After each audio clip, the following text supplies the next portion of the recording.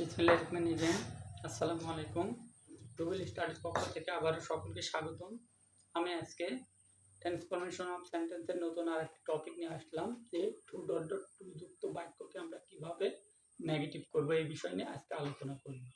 তাহলে two dot dot two যুক্ত বাক্যকে নেগেটিভ করার জন্য আমাদেরকে যে সাবজেক্ট আছে ওই সাবজেক্টে প্রথমে বসাতে হবে, ভার বসাতে হবে টু এর জায়গায় সো, তারপর অ্যাডজেক্টিভ বসাবো, তারপর নিয়ম অনুসারে দ্যাট, তারপর প্রথম সাবজেক্ট আবার বসাবো, তারপর টেন্স অনুসারে ক্যান নট অথবা কুড নট বসাবো। প্রেজেন্ট টেন্সে ক্যান নট, পাস্ট টেন্সে কুড নট। তাহলে আমি একটা উদাহরণ বোর্ডে লিখে রেখেছি যে তাহলে দ্য ওল্ড ম্যান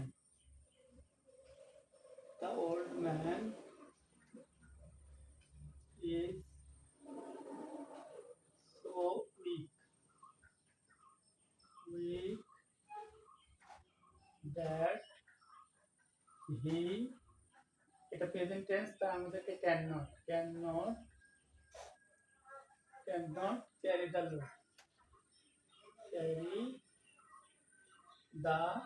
লোড,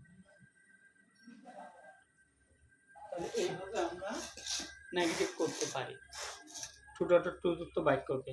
তাহলে ধন্যবাদ সকলকে।